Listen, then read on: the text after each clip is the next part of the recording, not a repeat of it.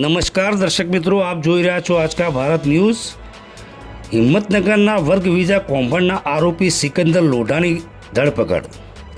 હિંમતનગરના પાનપુર પાટિયા વિસ્તારના બહુચર્ચિત work visa કૌભાંડી સિકંદર લોઢાની મધ્યપ્રદેશથી સાબરકાંઠા એલસીબીની એસઆઈટી દ્વારા ઝડપી લઈ નામદાર કોર્ટ સમક્ષ રજૂ કરવામાં આવતા નામદાર કોર્ટે તારીખ 25/9/2025 સુધીના રિમાન્ડ મંજૂર કરાયા હતા।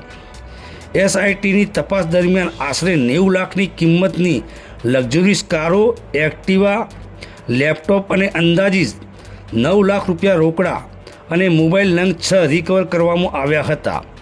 કૌભાંડી સિકંદર લોઢા અને તેના પુત્રને અને ફેમિલીને એલસીબીની ટેકનિકલ ટીમના ડીસી પરમાર અને એમની ટીમે સતત 1 અઠવાડિયા સુધી ટેકનિકલ સર્વેલન્સ અને વિવિધ સૂત્રો દ્વારા મધ્યપ્રદેશમાંથી ઝડપી લઈ પ્રશંસનીય કામગીરી કરી છે।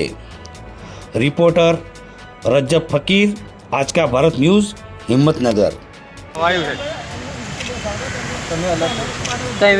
સેમ થઈ જાય છે બધું, ડ્રેસ નહીં ને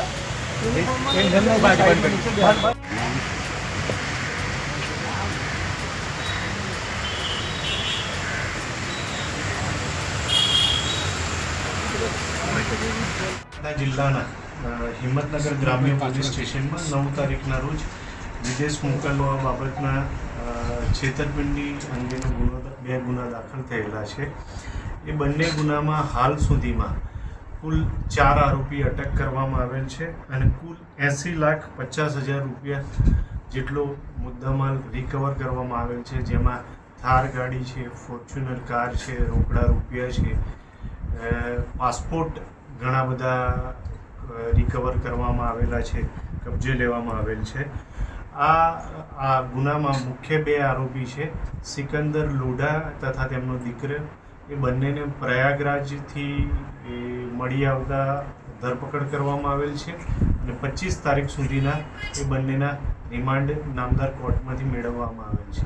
અગાઉ એક આરોપી હસીબને અટક કરવામાં આવેલો અને અત્યારે હાલ આ કંપનીમાં ડિરેક્ટર તરીકે સિકંદર લોઢાની પત્ની પણ સામેલ હોય, એનો પણ રોલ હોય, તેને પણ અટક કરવામાં આવેલ છે। કેટલા ભોગ બનનારના નિવેદનો લેવામાં આવે છે અત્યાર સુધીમાં? હાલ સુધી બંને ફરિયાદમાં લગભગ 40થી 50 લોકો કે જે આ કામ માટે કામ સોંપેલું તેઓના નિવેદન મેળવવામાં આવેલ છે।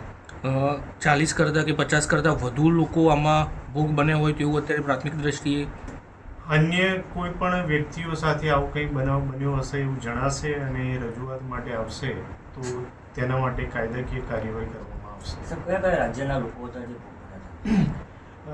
આમાં ગુજરાત, ઉત્તર પ્રદેશ, રાજસ્થાન, અસમ, બિહાર એમ જુદા જુદા રાજ્યોના લોકો ભોગ બનેલ છે। ખાસ મોડસ ઓપરેન્ડી શું હતી સાહેબ આ લોકોની, જે લોભામણી જાહેરાતો કેવી રીતે આપતા હતા?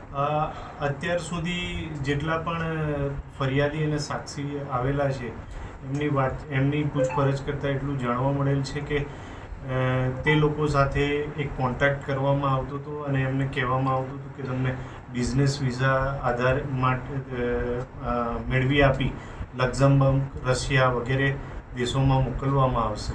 એટલે ઘણાના કામ થયા નથી, પૈસા લીધા છે અને ઘણાને વ્યાપાર વિઝાના બદલે વિઝિટર વિઝા કરવામાં આવેલા છે। કેટલાથી કેટલા રૂપિયા સુધીનો માગણી કરવામાં આવતી હતી? અત્યારે હાલ જુદા જુદા જે ફરિયાદીને સહાયતા આવ્યા છે એમના પાસેથી જાણવા મળ્યા મુજબ કોઈ પાસેથી 2 લાખ રૂપિયા, કોઈ પાસેથી 3 લાખ રૂપિયા એવી જુદી જુદી એમાઉન્ટો મેળવવામાં આવેલ છે। ઓકે।